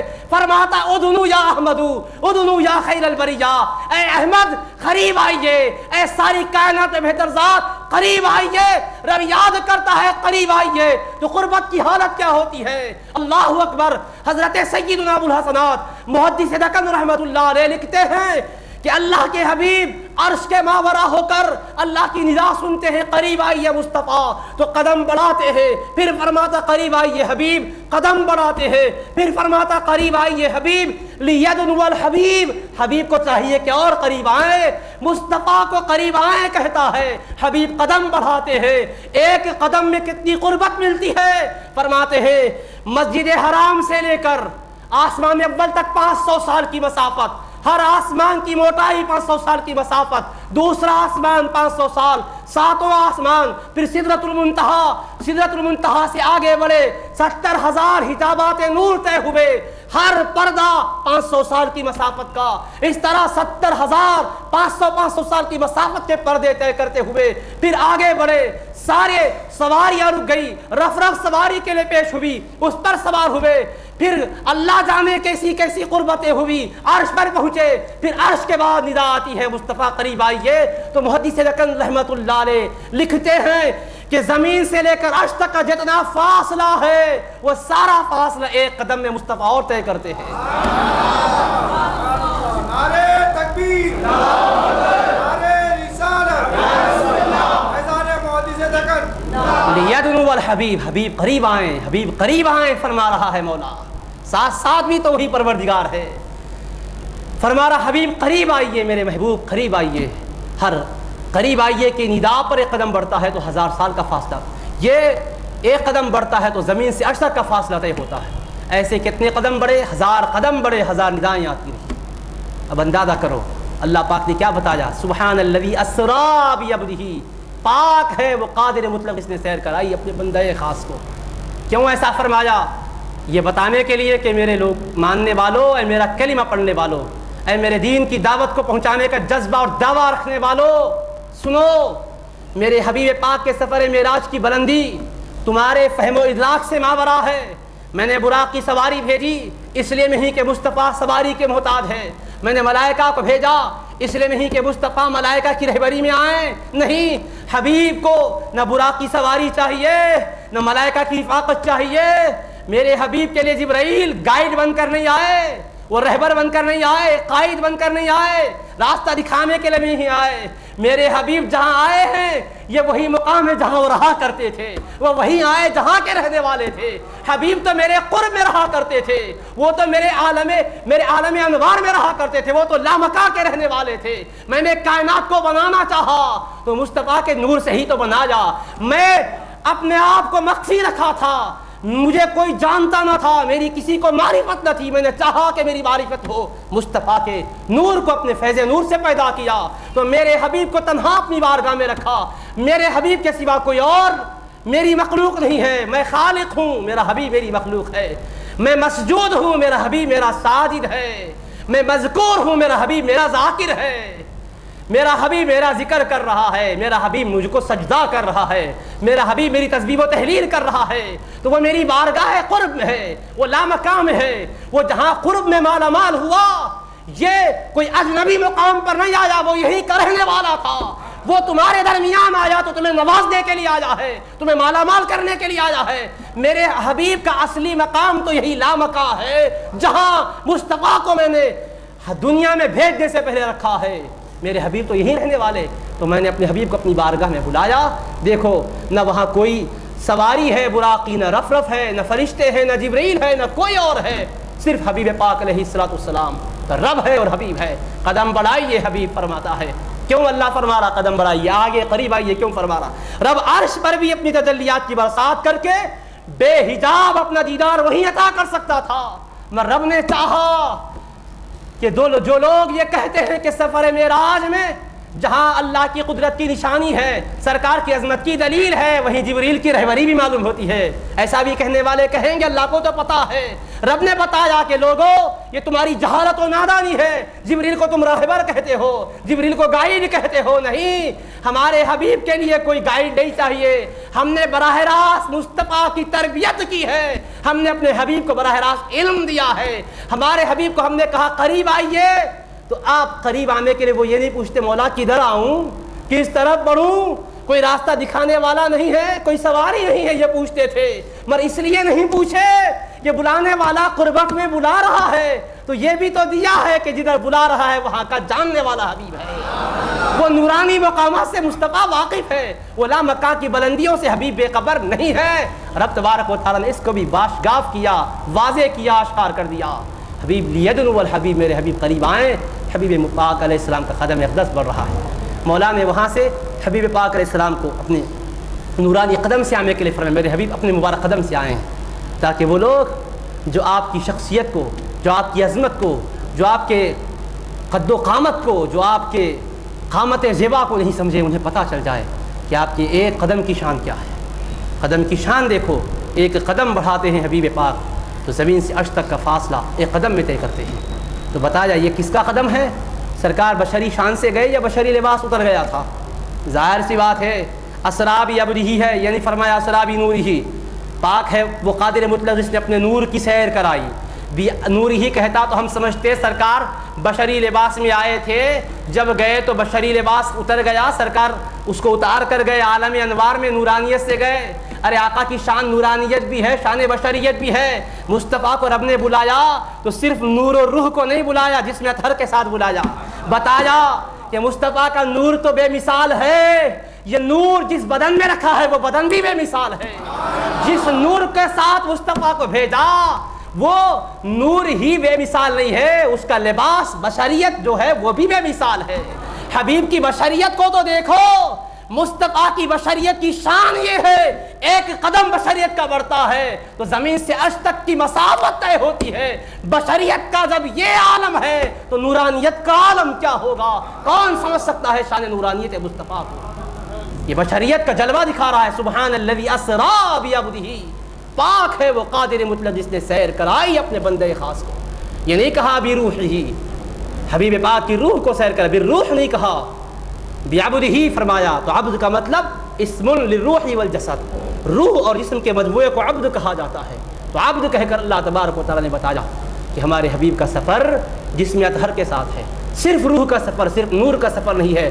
حبیب نورانیت اور بشریت کے جلووں کے ساتھ رہتے ہیں، بشریت کے لبادے میں نورانی شان سے رہتے ہیں، اللہ نے شان کے ساتھ بلایا۔ اور قدم نورانیت کا قدم نہیں ہوتا، قدم تو جسم اطہر کا ہوتا ہے، قدم بڑھ رہا ہے، قدم اٹھ رہا ہے۔ بتایا نورانیت کے قدم کی شان کو کیا سمجھو، بشریت کے قدم کی شان تمہارے سمجھ سے ماورا ہے۔ اللہ کے پیارے حبیب کے نورانی قدم کی عظمت و رفعت کو اجاگر کیا۔ تو اسریٰ بعبدہ، سیر کرائی اپنے بندے خاص کو کہا۔ تو سیر کا انداز دیکھو، سیر کرا رہا ہے تو کرانے والا اپنی عنایتوں کے ساتھ اپنے حبیب کے ساتھ ہے، سیر کرایا تو سیر کرانے والا ساتھ ساتھ ہے۔ اللہ کے پیارے حبیب پاک علیہ الصلوۃ والسلام۔ اسی وجہ سے دوستو جا بجا آپ واقعات میں سنتے ہیں، بعض مقامات سے سرکار کا گزر ہو رہا ہے، جبریل علیہ السلام عرض کرتے یا رسول اللہ یہاں آدم علیہ السلام ہیں، یا رسول اللہ یہ نوح علیہ السلام ہے، یا رسول اللہ یہ فلاں پیغمبر ہے، یا رسول اللہ یہ فلاں فرشتہ ہے، یا رسول اللہ یہ فلاں فلاں چیزیں ہیں۔ اللہ کے حبیب سے عرض کرتے ہیں تو بعض لوگ سمجھتے ہیں دیکھو جی حضور کو علم ہوتا تو جبریل کیوں عرض کرتے؟ تو جبریل اسی لیے عرض کر رہے ہیں، اسی لیے کہہ رہے ہیں تاکہ سرکار دو عالم السلام کو معلوم ہو جائے، تاکہ سرکار دو عالم علیہ الصلوۃ والسلام کو پتہ چلے۔ آقا کو پتہ نہیں تھا تبھی تو جبریل کہہ رہے ہیں، کبھی سرکار بھی فرماتے جبریل یہ کون لوگ ہیں، جبریل ان پر یہ ہو رہا ہے کیوں ہو رہا ہے؟ تو واقعات کو لوگ دوسرے انداز سے پیش کر کے یہ میسج دیتے ہیں کہ سرکار کو پتہ ہوتا تو جبریل خود نہیں بتاتے، سرکار کو پتہ ہوتا جبریل سے خود نہیں پوچھتے، پتہ چل رہا ہے کہ پتہ نہیں ہے، اس سے پتہ چلا کہ علم نہیں ہے۔ ایسی بھی تحقیق لوگ پیش کرتے ہیں۔ اللہ نے اس کا جواب کیا دیا؟ سبحان الذی اسریٰ بعبدہ، پاک ہے وہ ذات جس نے سیر کرائی اپنے بندے کو۔ سیر کرائی کہا، سیر کرانے والا ساتھ ہے۔ اب بولو سیر کرانے والا جب ساتھ ہے تو سیر کرنے والا ادھر ادھر دیکھتا ہے یا جو ساتھ ہے اس کو دیکھتا ہے؟ تو حبیب پاک علیہ السلام کی نگاہ کس پر ہوگی؟ سرکار چیزوں کو دیکھنے کو نہیں گئے، اپنے رب کے ساتھ ہیں، تو مصطفیٰ کی نظر کس پر ہوگی؟ فرمایا ما زاغ البصر وما طغى، میرے حبیب کی نظر ادھر ادھر بھی نہیں پڑی اور جلوہ حق سے آگے بھی نہیں بڑھی۔ حبیب اسی کو دیکھے جس کو دیکھنے کے لیے آئے ہیں۔ مصطفیٰ یہ چیزیں دیکھے، یہ نہیں یہ چیزیں چاہتی تھی مصطفیٰ ان کو دیکھے۔ مصطفیٰ وہ چیزوں کو کیوں کر دیکھے؟ چیزوں میں کیا ہے کہ حبیب دیکھے؟ ہر شے چاہتی تھی مصطفیٰ اس کو دیکھے، ہر شے منتظر تھی کہ حبیب کی نگاہ ہم پر پڑے، تاکہ ہم بھی یہ اعزاز والے بن جائے کہ ہمیں آقا نے دیکھا ہے، ہمیں ہمارے محبوب دو جہاں نے دیکھا ہے۔ اس لیے سرور کونین علیہ السلام رب تبارک و تعالیٰ کی قربتوں میں ہے۔ اسریٰ بعبدہ، سیر کرائی اپنے بندے خاص کو کہا۔ سیر کرائی کا لفظ اسریٰ کا بتا رہا ہے، سیر کروانے والا ساتھ ساتھ ہے، سیر کرنے والے حبیب ہے۔ موٹی بات عرض کروں، کوئی اپنے بڑوں کے ساتھ ہوتے ہیں تو ادھر ادھر نہیں دیکھتے، ہم بھی اپنے بزرگوں کو دیکھتے ہیں۔ شیخ طریقت کے ساتھ ہوتے ہیں تو نہ ادھر ادھر دیکھنا چاہتے ہیں، نہ ادھر ادھر کسی سے ملنا چاہتے ہیں۔ ایک سادہ مثال ہے سمجھنے کے لیے ہے کہ ہم اگر اپنے سے بڑوں کے ساتھ ہوتے ہیں تو ادھر ادھر دھیان نہیں دیتے۔ ارے رب کے حبیب کس کے ساتھ ہے؟ اللہ اکبر اس کی شان ہے، اللہ سب سے بڑا ہے۔ حبیب پاک کو رب کہتا ہے میں نے سیر کرائی، تو رب کریم کے حبیب رب کی قربتوں کے ساتھ سفر کر رہے ہیں، ادھر ادھر کی طرف حضور کی توجہ کیوں مبذول ہو؟ اللہ نے اس کا جواب دیا۔ کوئی یہ نہ کہے مصطفیٰ بے خبر تھے، فرمایا نادانو ما زاغ البصر وما طغى، ادھر ادھر نہ دیکھنا یہ میرے حبیب کا کمال ہے۔ ہر شے چاہتی تھی دیکھے، حبیب چاہتے تھے جلوہ خدا ہی کو دیکھوں، نظر جمال محبوب کے سوا کسی اور پر پڑنے نہ پائے، بلایا رب نے ہے، بس رب ہی کے جلووں کو دیکھا کروں۔ اس لیے اللہ پاک نے فرمایا ما زاغ البصر وما طغى، نگاہ مصطفیٰ نہ ادھر پڑی نہ ادھر پڑی، وما طغى، حد ادب کے آگے بھی نہیں بڑھی۔ اللہ اکبر، رب فرما رہا ہے اس منظر کی شہادت کوئی اور تو نہیں دیکھ سکتا ہے، کیوں؟ جبریل کو بھی کیا پتا کہ مصطفیٰ کیا دیکھ رہے ہیں، وہ بھی اس کو نہیں کہہ سکتے۔ جبریل یہ تو کہہ سکتے تھے حضور نے آدم سے ملاقات کی، آدم علیہ السلام نے استقبال کیا، نوح علیہ السلام نے استقبال کیا، ملائکہ استقبال کو آئے، جنت سنور کر سامنے آئی، سارے مشاہد آپ کے سامنے آئے، یہ عالم بالا کو سجایا گیا، نور کی چادریں بچھائی گئی، یہ منظر تو جبریل بیان کر سکتے تھے، مگر مصطفیٰ کیا دیکھ رہے ہیں، کس کو دیکھ رہے ہیں، مصطفیٰ کی آنکھوں میں کیا جلوہ ہے، کیا جبریل کی آنکھیں اس کو دیکھ رہی تھی؟ اس لیے رب نے کہا یہ کوئی اور نہیں کہہ سکتا، میں ہی کہہ سکتا ہوں، میرا حبیب کیا دیکھ رہا ہے؟ فرمایا ما زاغ البصر وما طغى، نظر مصطفیٰ صرف ہم کو دیکھی، کسی اور کی طرف نہیں پڑی ہے۔ فرمایا نہ ادھر ادھر پڑی، نہ جلوہ حق سے متجاوز ہوئی۔ فرمایا ما کذب الفؤاد ما رأى، حبیب کی نگاہ نے جو منظر دیکھا صرف نگاہ کا نہ رہا، دل میں بھی جم گیا، دل نے بھی یقین کر لیا کہ نگاہ صحیح کہہ رہی، صحیح منظر دیکھ رہی ہے، دل نے تصدیق کی جو نظر نے دیکھا ہے۔ فرمایا ما کذب الفؤاد ما رأى، اللہ تبارک و تعالیٰ توثیق کر رہا ہے تاکہ واقعات کے تناظر میں کوئی آقا علیہ السلام کے علم مبارک پر انگلی نہ اٹھا سکے، کوئی یہ نہ کہہ سکے اللہ کے پیارے حبیب پاک علیہ السلام نہ جانتے تھے تبھی تو پوچھے ہیں، جبریل اس لیے تو تعارف کروائے، نہیں ایسا نہیں ہے۔ اگر ایسا ہوتا تو پھر اللہ تعالیٰ کے بارے میں کیا کہو گے؟ اللہ نے حضرت موسیٰ سے جب وہ طور پر اللہ کی بارگاہ میں آئے ہم کلامی کے لیے، حضرت موسیٰ علیہ السلام نے فرمایا وما تلک بیمینک یا موسیٰ، اے موسیٰ تمہارے سیدھے ہاتھ میں کیا ہے؟ تو اللہ نے موسیٰ سے پوچھا موسیٰ تمہارے سیدھے ہاتھ میں کیا ہے؟ تو کیا کوئی یہ کہنے کی جسارت کر سکے گا کہ جی حضرت اللہ پاک کو اگر علم ہوتا کہ موسیٰ کے سیدھے ہاتھ میں کیا ہے تو یہ کیوں پوچھتا؟ جو رب موسیٰ کے سیدھے ہاتھ میں کیا ہے اس کو نہیں دیکھتا ہے تو تمہارے دلوں کو کیا دیکھے گا؟ اگر کوئی ایسا کہے تو کیا اس کو اجازت دی جائے گی؟ آپ کہیں گے بے دینی کی بات ہے، کفر کی بات ہے، اللہ کا یہ پوچھنا لا علمی کی وجہ سے نہیں ہے، حضرت موسیٰ کو مانوس کرنے کے لیے ہے۔ کیا تفسیر ہے اس کی؟ مفسرین لکھتے ہیں حضرت موسیٰ طور پر گئے، اللہ کی ہم کلامی سے مشرف ہونے کا وقت آیا، رب نے موسیٰ علیہ السلام کو مانوس کرنے کے لیے فرمایا، کیونکہ موسیٰ کو انست کس سے تھی؟ اپنی لاٹھی سے ان کو تعلق اور دلچسپی تھی۔ فرمایا موسیٰ تمہارے سیدھے ہاتھ میں کیا ہے؟ انست والی چیز کی طرف متوجہ کر کے موسیٰ کو مانوس کیا۔ حضرت موسیٰ گفتگو شروع کی، یہی عصا میرے مولا، یہ میری لاٹھی ہے، اتوکؤ بہا، میں اس پر ٹیک لگاتا ہوں، وہش بہا علی غنمی، بکریوں کے لیے پتوں کو جھاڑتا ہوں، ولی فیہا مآرب اخری، میرے مولا اور بھی بہت سے کام دیتا ہوں۔ تو اللہ تبارک و تعالیٰ نے اس طرح سے کلام کے لیے ان کو مانوس کرنا چاہا۔ تو اسی طرح میں عرض کرنا چاہوں گا جبریل سرکار کے ساتھ ساتھ ہیں، اللہ کے حبیب جلوہ خدا کی دید میں ہیں اور اللہ پاک اپنے تجلیات کی برسات فرما رہا ہے، تو مصطفیٰ جب ادھر تجلیات میں محو ہیں تو جبریل امین کا حال کیا ہو رہا ہوگا؟ وہ جبریل امین جو سدرا پر کہتے ہیں لو دنوت انملۃ لاحترقت، میں ایک انگل کے برابر آگے بڑھ جاؤں گا تو جل کے خاکستر ہو جاؤں گا۔ وہ جبریل امین سرکار کو جب دیکھتے محویت کا عالم طاری ہے، سرکار دو عالم السلام کو دیکھتے کہ بس جلوہ خدا میں حبیب غرق ہیں، تو جبریل امین علیہ السلام مانوس کرنے کے لیے عرض کرتے ہیں میرے آقا یہ فلاں ہے، آقا یہ فلاں ہے۔ تو جبریل چاہتے تھے کہ انست کا سلسلہ میرے آقا کے ساتھ باقی رہے، رابطہ کلام کا رہے، اسی لیے عرض کرتے جا رہے تھے۔ تیسری وجہ یہ ہے، تیسری حکمت یہ ہے، اللہ نے جبریل کو مصطفیٰ کے لیے خادمانہ شان سے بھیجا، اور خادموں کا طریقہ یہ ہے آقا جب آئے تو ان کی خدمت میں عرض کریں۔ یہ مثلاً ہمارے پاس کوئی معزز ہستی آتی ہے تو ہم کیا کرتے ہیں؟ اپنے معزز مہمان کا استقبال پرتپا کرنے کے بعد کہتے ہیں یہ مسجد ہے، یہ مینار ہے، یہ محراب ہے، یہ مصلی ہے، یہ سرور اللہ تبارک و تعالیٰ کے حبیب کے مبارک نام ادھر درج ہیں، ادھر بھی پیارے آقا علیہ السلام کے نام ہیں، یہ مسجد نبوی شریف کے قبلے کی دیوار پر جو نام درج ہے اسی کی یادگار میں یہ ناموں کو یہاں درج کیا گیا ہے، یہ ہے۔ تو وہ جو آئے ہیں کیا ان کو نظر نہیں آ رہا ہے کہ یہ نام ہے؟ کیا ان کو نظر نہیں آ رہا ہے کہ یہ محراب ہے، یہ ممبر ہے؟ کیا وہ ان کو نظر نہیں آ رہا ہے؟ آ تو رہا ہے، مگر ہم یہ کیوں کہتے ہیں ہم خادم ہیں؟ تو خادمانہ شان کا تقاضا یہ ہے کہ جہاں سے ان کو لے کر جائیں عرض کرتے جائیں یہ فلاں ہے، یہ فلاں ہے۔ ہم کہیں بھئی یہ مسجد ابو الحسنات ہے، ہم کہیں یہ فلاں ہے، تو عزیزان محترم عرض کرنے کا منشا یہ ہے جبریل خادم کی حیثیت سے آئے تھے، خادمانہ شان کا تقاضا تھا، عرض کرتے یا رسول اللہ یہ فلاں ہے، یا حبیب اللہ یہ فلاں ہے، یہ فلاں ہے۔ اپنے علم کو جتانے کے لیے نہیں ہے، خادمانہ شان کا اظہار کرنے کے لیے ہے۔ مصطفیٰ شان والے ہیں، آقا تو دیکھ ہی رہے ہیں، ہم اپنی خادمانہ حیثیت کے اظہار کے لیے کہہ رہے ہیں۔ تو تو جیسا یہ معززوں کے لیے ہوتا ہے، رب کریم نے فرمایا کائنات میں ایسا کوئی معزز ہے ہی نہیں، ان کے لیے خادم کون ہو، سارے فرشتوں میں جو عظمت والا ہے اسی کو خادم بنا دو۔ خادمانہ شان سے عرض کر رہے ہیں اللہ تبارک و تعالیٰ کے پیارے حبیب صلی اللہ تعالیٰ علیہ وآلہ وسلم کی شان و عظمت کے جلووں کو رب کریم ظاہر فرما رہا ہے۔ اسریٰ بعبدہ، پاک ہے وہ قادر مطلق جس نے سیر کرائی اپنے بندے خاص کا۔ اسریٰ بالعبد نہیں کہا، اللہ کی شان دیکھو، اپنے بندے کو سیر کرایا کہا۔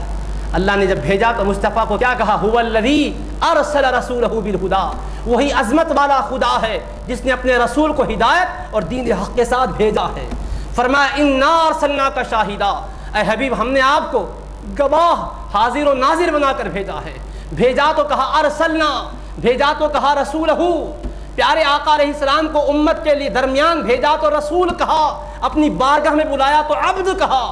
پاک ہے وہ ذات جس نے سیر کرائی اپنے بندے کو، اپنے پاس بلایا تو بندہ کہا، امت کے درمیان بھیجا تو رسول کہا، یہ بتانے کے لیے کہ میرے حبیب تمہارے پاس آئے ہیں تو کیوں؟ ارے رسالت کا تقاضا یہ ہے کہ پیغام پہنچائیں، تو پیغام پہنچانے کی شان رسالت کی شان ہے، عبدیت کی شان چاہتی ہے۔ عبد ہمارے ہیں تو وہ ہمارے قرب میں رہنا چاہتے ہیں، عبدیت کا تقاضا یہ ہے، بندگی کا تقاضا یہ ہے کہ ہماری بارگاہ میں رہے، رسالت کا تقاضا یہ ہے کہ تمہیں فیض دیتے رہے، تو فیض دینے کے لیے بھیجا تو کہا رسول کو بھیجا، بلایا تو کہا اپنے بندے خاص کو بلایا۔ تو رسالت کا تقاضا امت کی رہبری کرنا ہے، تو بھیجا تو رسول کہہ کر بھیجا، بلایا تو عبد ہی کہہ کر بلایا۔ دوسری حکمت یہ ہے حضرت سیدنا عیسیٰ علیہ السلام کو اللہ تبارک و تعالیٰ نے وہ شان عطا فرمائی، وہ شان عطا فرمائی کہ پھونکتے تو آپ کی پھونک میں اتنا اثر تھا، مادہ ذات اندھوں کو آپ بینا کر دیتے تھے ہاتھ لگا کر، اور جب مٹی کی پرندے جیسی صورت بنا کر پھونکتے تو اس کو اللہ پاک آپ کے پھونک کی برکت سے زندگی عطا فرما دیتا تھا۔ حضرت عیسیٰ علیہ السلام مردوں کو زندہ کرتے تھے، یہ آپ کے عظیم ترین معجزات کو لوگوں نے دیکھا، اور زندہ آپ کو اللہ نے آسمان پر اٹھا لیا۔ اس شان والے آپ کے اعجاز کے پہلوؤں کو دیکھا تو لوگ کہہ پڑے المسیح ابن اللہ، عیسیٰ اللہ کے بیٹے ہیں، اللہ تبارک و تعالیٰ کے بیٹے کہہ کر ان کے ماننے والے گمراہ ہو گئے، حضرت عیسیٰ علیہ السلام کا نام لینے والے بھٹک گئے۔ اللہ رحمان و رحیم ہے، اللہ اپنے حبیب کی امت پر بڑا مہربان ہے، اپنے حبیب کو بلایا، حضرت عیسیٰ علیہ السلام کو بلایا، ان کی معراج ہوئی۔ مصطفیٰ کی تو معراج بڑی شان والی ہے، عرش سے بھی بلند بلایا، قربتوں سے نوازا، ہم کلامی کے شرف سے مشرف کیا۔ کوئی نہ اللہ کے حبیب کا امتی آپ کی اس شان کو دے کر کوئی ایسی بات نہ کہہ دے۔ ان کے عقیدے کی حفاظت کے لیے فرمایا جس کو ہم نے سیر کرائی ہے، یہ ساری شان والا حبیب تو ہے، مر بعبدہ، وہ ہمارا بندہ ہے، ہم اس کے معبود ہے، وہ ہمارا عابد ہے۔ تو عبد کہہ کر پیارے آقا علیہ السلام کے امتیوں کے عقیدے کی اصلاح کا بھی سامان کر دیا، ہمیں غلط راہ پر جانے سے بچا لیا۔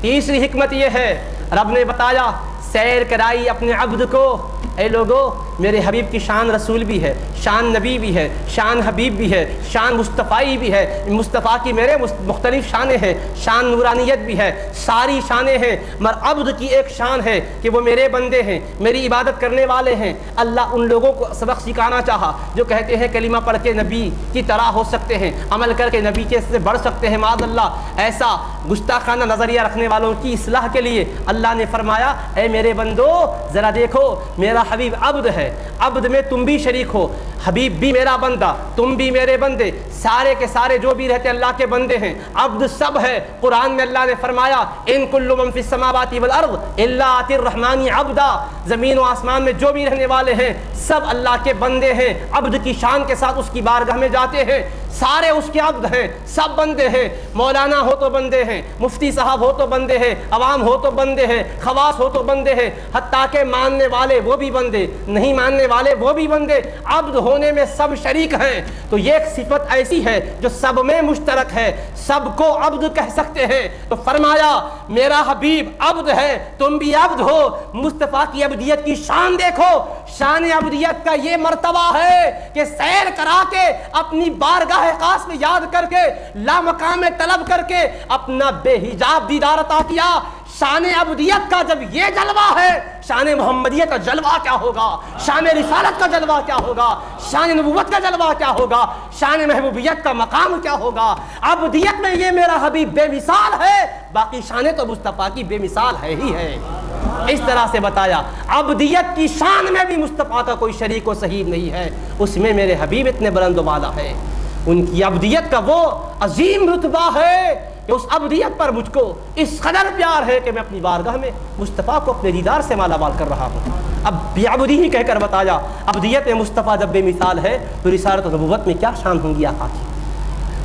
بحیثیت رسول و نبی کے تو بے مثال ہے ہی ہے، بحیثیت عبد کے بھی بے مثال ہے، اسی لیے عبد ہی کہا، پاک ہے وہ ذات جس نے سیر کرائی اپنے بندے خاص کو۔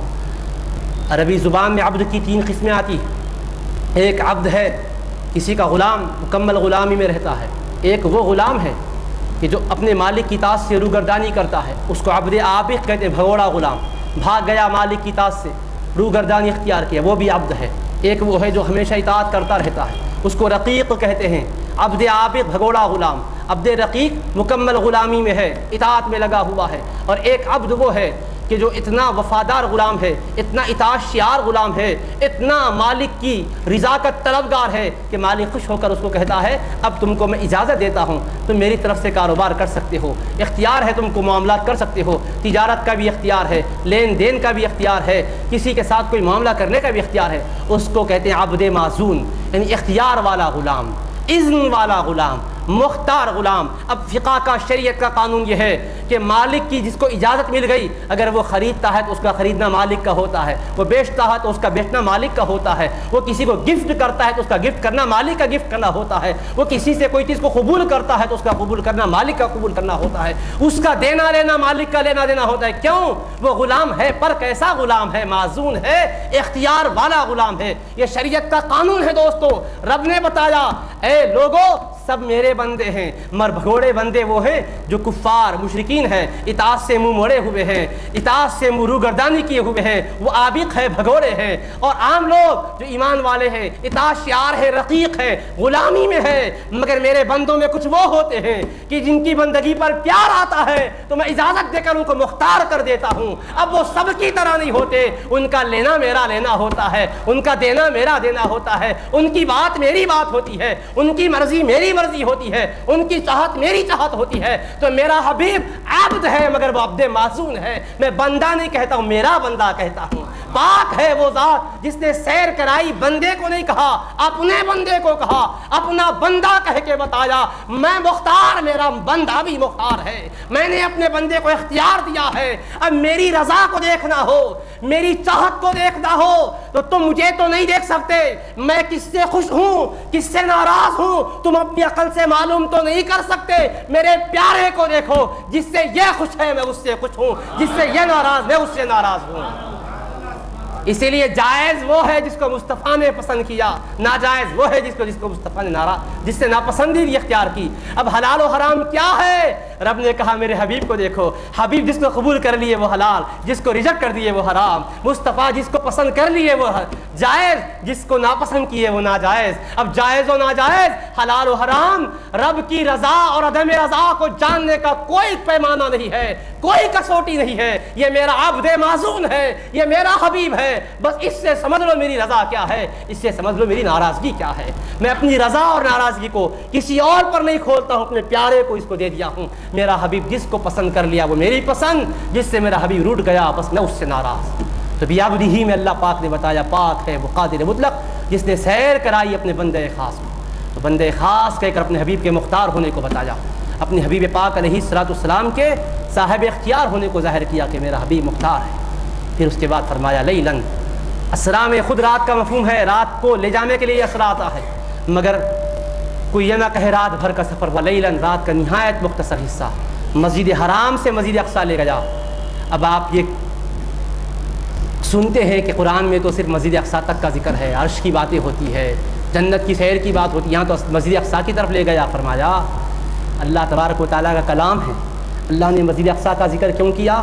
اس لیے نہیں کہ مسجد اقصیٰ تک ہی سفر ہوا، بلکہ یہ آیت کریمہ نازل ہوئی کس کے سامنے؟ کون تھے وہاں مخاطب؟ اللہ تبارک و تعالیٰ کے حبیب کے صحابہ۔ کیا سرکار کے سفر معراج کے سلسلے میں کچھ شبہ کرنے والے تھے کہ ان کے لیے یہ کہا جاتا اے کلمہ پڑھنے والوں میرے حبیب سیر کیے، میں کرایا ہوں، میں پاک ہوں، اعتراض نہ کرنا؟ تو کیا صدیق اکبر کی اعتراض کی انگلی اٹھنے والی تھی؟ کیا فاروق اعظم کی انگلی اٹھنے والی تھی؟ کیا کوئی سوچ سکتا کہ عثمان غنی رضی اللہ عنہ اعتراض کرنے والے تھے؟ کیا حضرت علی مرتضیٰ رضی اللہ عنہ اعتراض کرنے والے تھے؟ کیا صحابہ مکہ مکرمہ میں جو تھے وہ انگلیاں اٹھانے والے تھے؟ نہیں، ان کے لیے بتانا مقصود نہیں تھا، مکے کے کفار و مشرکین کو سمجھانا تھا۔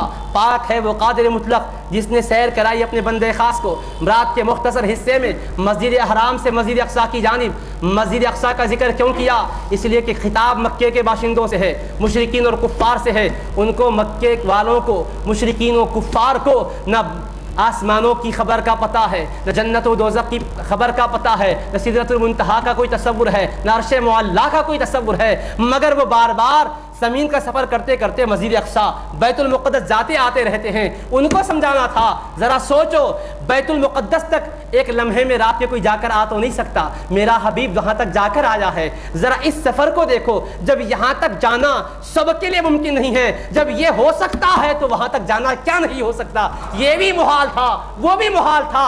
جب ایک ناممکن کو میرا مصطفیٰ طے کر لیا تو دوسرے ناممکن تمہارے لیے ہے، مصطفیٰ کے لیے ناممکن نہیں ہے۔ وہ بھی میرے حبیب نے سفر کیا ہے، تو اشارہ رب نے اس کی طرف دیا، کھول کر اس کو سمجھایا، کیوں؟ تاکہ ان پر دلیل قائم ہو جائے۔ اسی لیے انہوں نے پوچھا یہ سننے کے بعد کہ حضور بیت المقدس زندگی میں آپ کبھی نہیں گئے، آج رات کے مختصر میں کیسے جا کے آ گئے؟ ہم قبول نہیں کرتے، کیونکہ ایک مہینہ کا سفر ہوتا ہے، کیسے ممکن ہے؟ اگر ایسا ہے تو پھر ہم آپ سے کچھ علامتیں پوچھتے ہیں۔ بتائیے بیت المقدس میں کتنے ستون ہیں؟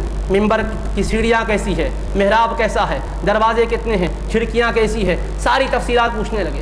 اب آپ سے میں پوچھنا چاہتا ہوں، جس مسجد میں آپ نماز 5 وقت کی پڑھتے ہیں، آپ سے پوچھیں اس میں کتنے فیان ہے تو آپ بتا سکیں گے؟ بھائی نماز پڑھنے گئے تو کیا فیانوں کو گننے جاتے ہیں؟ کتنے لائٹ کھٹکے کدھر ہے؟ اتنی طرف اس کی طرف توجہ نہیں ہوتی، حالانکہ جاتے آتے رہتے۔ خود اگر گھر کے بارے میں پوچھے تو بسا اوقات آدمی پورے مکمل طور پہ شمار کرتے وقت سوچتا ہوں، ارے گھر بھی آپ کا ہے یا نہیں بھائی؟ سوچ رہے ہیں آپ بولیں گے ارے بھائی کیا یہ ہر چیز چھوٹی چھوٹی دیکھ کے رکھتا دوں؟ کتنے چمچے ہیں گھر میں بتاؤ، کتنے برتن ہیں بتاؤ؟ تو ہم بولیں گے بھائی ہے چمچے برتن سب میں لائے ہیں، میں نے لائے ہیں۔ مگر اندازہ کرنا، گن کے شمار کرنا، یہ عام طور پہ آدمی توجہ کی چیز نہیں ہوتی۔ تو عرض کہنے لگے آپ بتائیے کتنے، اس کا محراب کیسا ہے، ممبر کیسا ہے، اس کا رنگ کیسا ہے، رونق کیسا، یہ کیسا ہوگا؟ مقصد کیا تھا سرکار؟ جواب نہیں دیں گے اور واہ ویلا مچائیں گے۔ اللہ نے مسجد اقصیٰ تک کا ذکر کیوں کیا؟ ان کو سمجھانے کے لیے، ان پر حجت قائم کرنے کے لیے۔ آسمان کے لیے آقا فرماتے میں آسمان پر گیا تو وہ یہ تو نہیں پوچھ سکتے تھے آسمان کا رنگ بتائیے، پوچھیں گے آقا کہیں گے تو ان کو کوئی معلوم ہی نہیں تھا رنگ کیسا ہے، تو تصدیق کے لیے کوئی راستہ نہیں بن سکتا تھا۔ یہ دیکھے ہوئے تھے، سب پر دلیل واضح ہو سکتی تھی، اللہ نے اس لیے مسجد اقصیٰ کا ذکر کیا، ان کے سمجھ کے لحاظ سے ذکر کیا۔ اللہ کلام کرتا ہے تو لوگوں کی سمجھ کے لحاظ سے کرتا ہے، لوگوں کے سمجھ میں اتر جائے بات، اس انداز میں سمجھانا اللہ پاک کی حکمت رہتی ہے۔ تو اللہ پاک کے حبیب سے پوچھا ممبر محراب فلاں فلاں سیڑھیاں کتنی ہے؟ اللہ تبارک و تعالیٰ نے کرم کیا، پیارے آقا علیہ السلام تو ہر چیز کی طرف توجہ بھی نہیں فرمائے تھے۔ کیوں؟ سرکار گئے مسجد اقصیٰ میں مگر کیا دیکھنے کو گئے کہ کھڑکیاں دروازے گننے کو گئے؟ ارے بلانے والا مولا کیا کہا؟ ما زاغ البصر وما طغى، ہمارا حبیب تو ہماری طرف متوجہ ہے، ادھر ادھر کی طرف توجہ کیوں کرے ہمارے حبیب؟ مگر انہوں نے پوچھا بتائیے ہے کیا؟ رب تبارک و تعالیٰ کے حبیب سے جب سوالات ہوئے، اللہ تبارک و تعالیٰ کے لطف و کرم سے اس نے کیا کیا؟ بیت المقدس کو مصطفیٰ کے سامنے کر دیا۔ سرکار مکہ مکرمہ میں بیٹھے ہیں، کفار کا مجمع ہے، پوچھتے ہیں آقا، پوچھتے ہیں محمد نبی صلی اللہ علیہ وسلم بتائیے اس کا محراب۔ اللہ نے محراب کو سامنے کیا، مصطفیٰ فرماتے محراب ایسا ہے، کھڑکیاں ایسی ہے، دروازہ ایسا ہے، اتنے ستون ہیں۔ جو پوچھتے ہیں کھلے بیان کرنے لگے، ایک ایک نشانی پوچھنے لگے، بیان فرمانے لگے۔ اللہ پاک کے حبیب نے جب جواب دے دیا، لاجواب ہو گئے، ہر چیز کا جواب مل گیا، تو رب نے حجت تمام کر دی ہے۔ فَلِلَّهِ الْحُجَّةُ الْبَالِغَةُ، اللہ کی دلیل کامل ہوتی ہے۔ فرمایا تم نے پوچھا، نشانیاں مصطفیٰ نے بتائی، بیت المقدس بھی تمہارا دیکھا ہوا ہے، نشانیاں بھی تم جانتے ہو، دیکھے بغیر تو کوئی نہیں بتا سکتا۔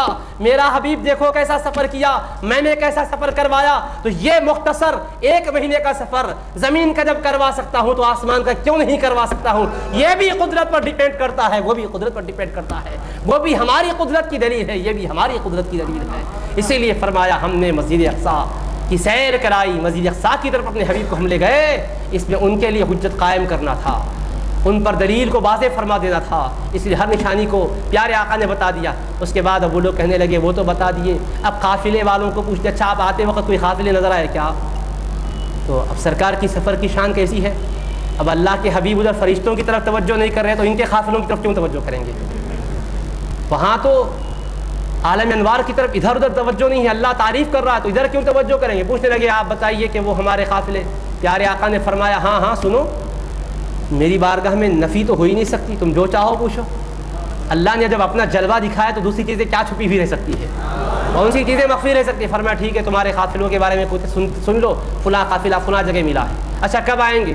آپ نے فرمایا فلاں قافلہ سورج طلوع ہوتے ہی آئے گا، فلاں قافلہ سورج ڈوبتے وقت آئے گا، فلاں قافلہ دوپہر کے ٹائم آئے گا، فلاں دن آئے گا۔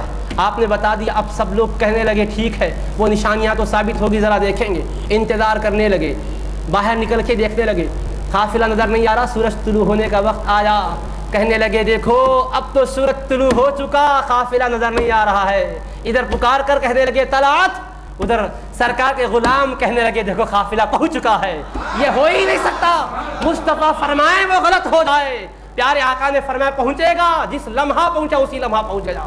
اب اس کے بعد کیا ہوتا ہے؟ ایک وقت ایسا بھی آیا، سورج ڈوبنے کا ٹائم قریب آ گیا، سرکار نے فرمایا سورج ڈوبنے سے پہلے آئے گا، سارے کفار راستہ تک رہے ہیں، قافلہ نظر نہیں آ رہا، دور تک بھی نظر نہیں آیا، سمجھ گئے سورج ڈوبنے میں مختصر ٹائم ہے، اب جتنی دور تک نظر پہنچتی ہے وہاں نہیں ہے تو ظاہر ہے کہ یہ چند منٹوں میں پہنچ نہیں سکتے گا، خوش ہو گئے، جھٹلانے کے لیے نشانی مل گئی، جھٹلانے کے لیے علامت مل گئی، فرماتے ہیں سورج ڈوبنے سے پہلے آئے گا، اب سورج ڈوب رہا ہے، دیکھو ابھی نظر نہیں آ رہا ہے، ڈوب رہا ہے ابھی نہیں آ رہا ہے، ڈوبنے کے قریب ہے، ڈوبنے کے قریب ہے۔ مصطفیٰ نے سورج کو دیکھا، فرمایا میں نے کہا تیرے ڈوبنے سے پہلے آئے گا، تو ڈوب کیسے سکتا ہے؟ سورج کو حکم دیا فَتَأَخَّرَ السَّاعَةَ مِنَ النَّهَارِ، سورج وہی ٹھہرا رہا، مصطفیٰ نے فرمایا ڈوبنے سے پہلے آئے گا، قافلہ مکے میں داخل ہوتا ہے سورج تب ڈوبتا ہے۔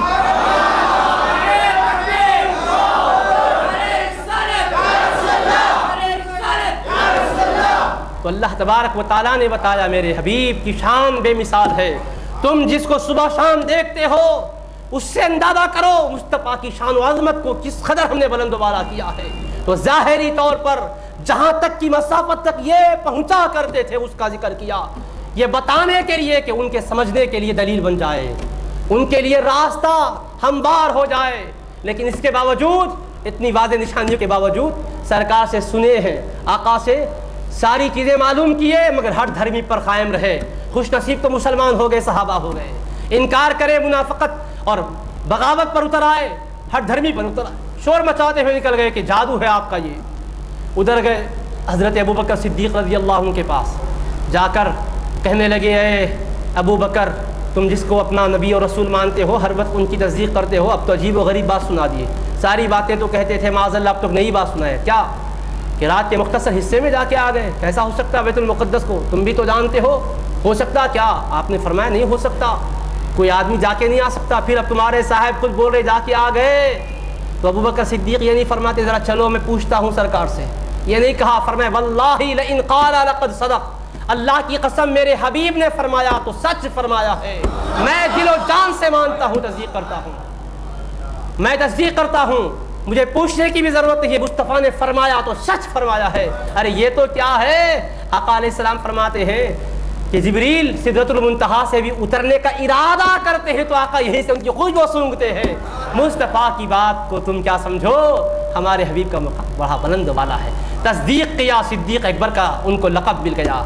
ایک صحابی حضرت خزیمہ رضی اللہ تعالیٰ عنہ ہے، قربان جاؤ، ایک مرتبہ ایک شخص سے سرکار نے ایک معاملہ فرمایا اور اس میں اس نے کہا کہ آپ نے ایسا معاملہ نہیں کیا، میں نہیں مانتا۔ خرید و فروخت کا معاملہ ہوا، انکار کیا، مکر گیا، کہ کوئی ہے تو شہادت اور گواہ میں پیش کریے کہا۔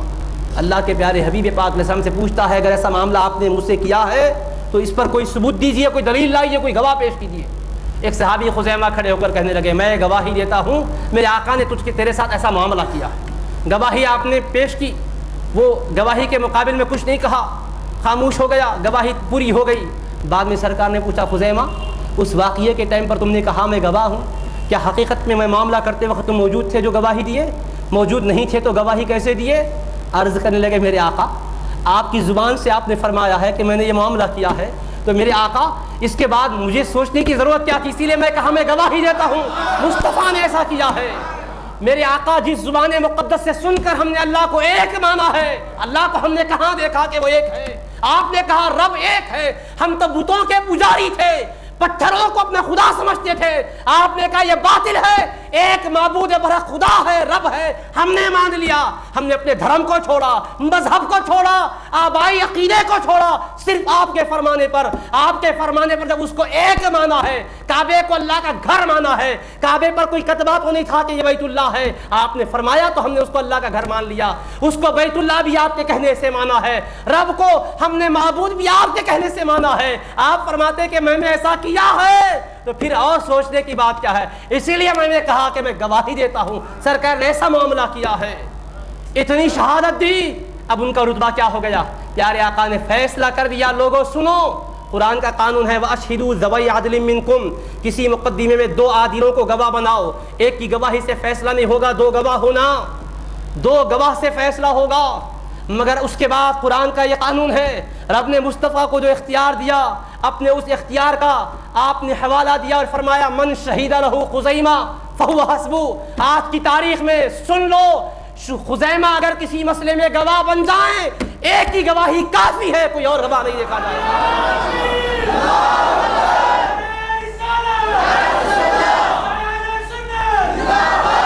ایک خزیمہ کی شہادت کافی ہے, مزید کسی اور گواہ کو نہیں دیکھا جائے گا. کس بات پر خزیمہ کا رتبہ بلند ہو گیا؟ پیارے آقا کی انہوں نے تصدیق کی, اس لیے اللہ نے فرمایا والذی جاء بالصدق وصدق بہ اولئک هم المتقون. وہ حبیب جو حق کا پیغام لائے, وہ غلام جو بڑھ کے ان کی تصدیق کیے, یقیناً یہی تقوی والے ہیں, یہی اللہ کے پیارے ہیں. اللہ تبارک و تعالی ہمیں حبیب پاک علیہ الصلوۃ والسلام کی ذات قدسی صفات سے کامل وابستگی عطا فرمائے. پیارے آقا کی حقیقی محبت ہمارے دلوں میں جاگودی فرمائے, اور آج کی رات کی برکتوں سے ہمیں مالا مال فرمائے. وصلی اللہ تعالی علی خیر خلقہ وآلہ وصحبہ اجمعین والحمد للہ رب العالمین.